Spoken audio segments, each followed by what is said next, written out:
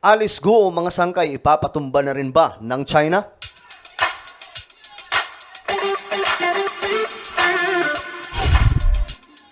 Hello, what's up mga sangkay? Shoutout po sa lahat ng mga kababayan natin ngayon. Lalong-lalo na po yung mga solid sangkay na nanonood ngayon dito sa ating channel. Magandang oras po sa inyong lahat at shoutout po sa inyo. Kung ikaw ay solid sangkay, mag-comment ka po sa baba ng hashtag solid sangkay kasama po ang inyong lugar. Okay? So ayun nga po mga sangkay, pag-usapan po natin ito ngayong pasabog, no? Tungkol po kay Alice Guo na mukhang sabi po dito, naninilikado ang buhay. 'Di ba mga sangkay, nakaraan lamang meron po siya mga inamin. Sinabi po mismo kay DILG Secretary Abalos na naninilikado nga daw po ang buhay niya. Well, tingnan po natin mga sangkay, sino ba o kanino ba pinanggagalingan o saan nga ba ang pinanggagalingan mga sangkay nitong sinasabing mayroong pong banta sa kanya. Sa China nga ba? O yung mga makakapangyarihang Pilipino na dati pong sinasaklolohan niya? Yan pa yung pag-uusapan natin.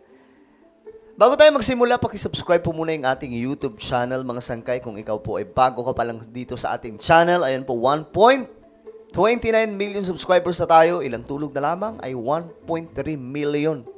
Parami po tayo ng parami dito sa YouTube, no? So kung ikaw ay hindi pa nakakapag-subscribe, click the subscribe down below, click the bell, and click all. Sa mga nanonood naman po sa Facebook, i-follow nyo po yung ating Facebook page.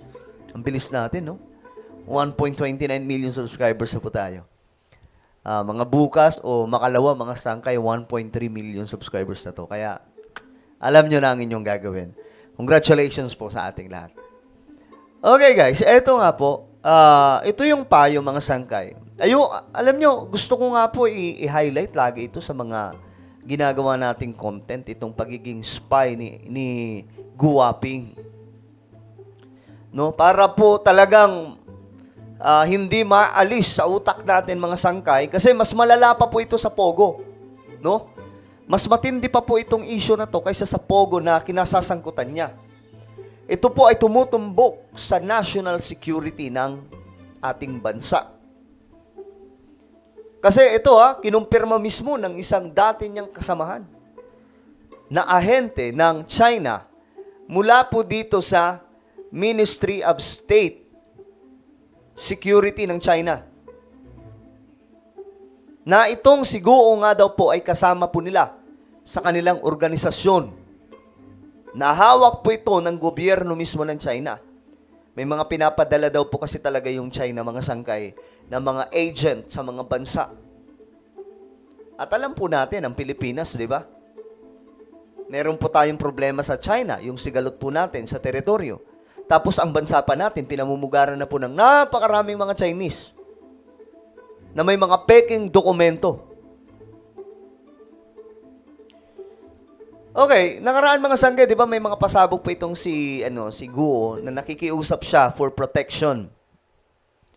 Kasi meron daw pong banta sa buhay niya. Tinanong siya ng tinanong na marami pong mga senador. Ano ba? Guwaping. Sino ba ang may banta sa'yo? Ngayon, ayaw niya pong aminin. Until now, guys, di naman po talaga niya inaamin eh. Kaya nga excited ako sa next hearing eh. Ngayon, mga sangkay, itong si Xi Zhejiang, nagsalita mga sangkay. Ito walang kinalaman sa Pilipinas. Nagsalita lamang po siya sa isang international media. Hindi po yung local media ng ating bansa. Ayon po sa kanya. Ayon po dito, binalaan ni Xi Zhejiang, isang self-confessed Chinese spy na naaresto sa Thailand, ang dating alkalde ng Bamban, Tarlac na si Alice Guo o Guwaping, na huwag magtiwala sa Chinese government dahil may posibilidad na malagay siya sa kahalintulad na sitwasyon kung saan may seryosong banta sa kanyang buhay. Diba? Mga sangkay? Binalaan. Ibig sabihin, delikado. Itong China, mga sangkay, para sa kanila. Alam niyo kung bakit? Sabi po niya, Gu Waping. Sabi po niya, talagang pinaabot niya ito kay Guo. Gu Waping, China cannot be trusted. The two of us once dedicated our lives to China's Ministry of State Security. Alam nyo, dito ako kinilabutan, mga sangkay, nung sinabi to eh.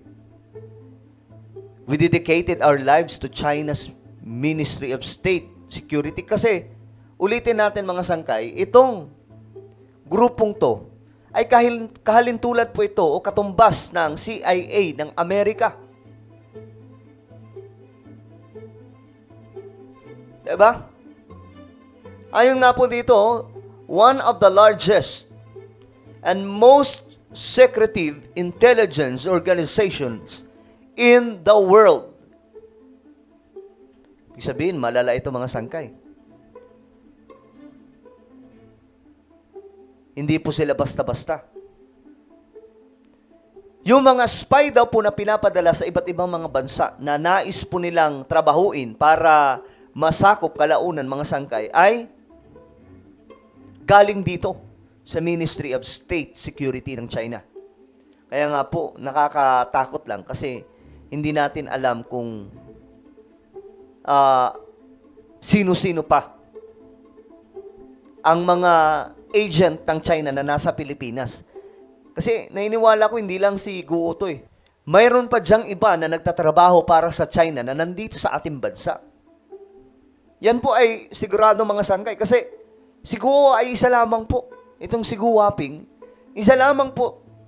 Ayon po dito sa ayon po dito sa taong to, mga sangkay, na nagsalita na si Guo lamang ay isa sa mga miyembro o kasamahan niya na agent from China. Sabi po niya, look at what happened to me. Tingnan mo ang nangyari sa akin. Hinahabol na kasi siya ng China. Ayon po sa kanya, if you do not want to be eliminated, you should tell the world the truth. Nilabas pa ito ng Al Jazeera.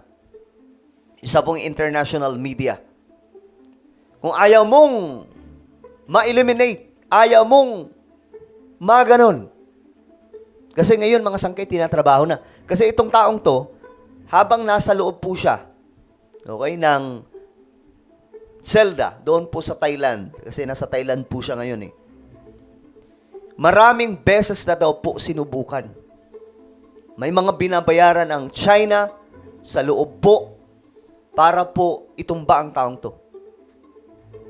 Pero mga sangkay, naiiwasan nila sa tulong po ng kanyang kaibigan sa loob ng piitan. Na ngayon pinagkatiwalaan niya, mga sangkay, sa isang files na ang nilalaman ay mga mahahalagang impormasyon ng China. Kasama na po doon ang mga listahan ng mga agent nila na pinapadala sa iba't ibang mga bansa. Grabe, no? Ang ginagawa po nila. Kunwari negosyante, kunwari politician. Kasi itong siguro, may business po siya dito sa ating bansa. While politiko. Galing, no? At sa mga negosyo niya, mga sangkay, ay ang Pogo. So, alam niyo, malaking mga sangkay, malaking pasabog na dapat siniseryoso ng Pilipinas. Itong pasabog tungkol po kay Gu Waping ay banta po ito sa ating bansa. Kung kaya't kinakailangan, mga sangkay, maimbestigahan ito ng malaliman, magbuo mismo ng yung mga agent ng ating bansa, magbuo ng isang grupo na kung saan tututukan nila ang pinakamalalim na pagkakakilanlan nito. Actually, kilala naman na po siya, kahit po dun sa inilabas ni Xi Zhejiang na dokumento tungkol po kay Guo, lumalabas doon kung ano po ang kanyang tunay na pagkatao. Pero dinideny po ito ni Gu Waping. Bakit? Dahil ba sa takot na baka itumba siya ng China? Diba? Kasi may mga sinasabi siguro, diba? Nakaraan na mayroong banta daw sa kanya. Natatakot ba siya na baka itumba siya ng China. Pero may payo na dito, sabi po ni ang pinaka-best option niya dito is to tell the world the truth. Ayon po dito kay Xi Zhejiang. Kung gusto mo makalusot dito, then you have to tell the truth. Ano to mga sangkay? Hindi lang problema ito sa Pilipinas. Ano to? Issue to ng buong mundo. Kasi, ito malaking expose na ginawa ng taong to. Nasabihin na ang China ay maraming agent na pinapadala sa iba't ibang mga bansa para po mag-spy. So ano sa tingin niyo mga sangkay? Sino ang nagbabanta kay Guo? China? Pinagbabalakan na bang itumba itong taong to? Ang nakatakot dito mga sangkay, syempre nasa Pilipinas siya. Paano kung magbayad ang China sa loob?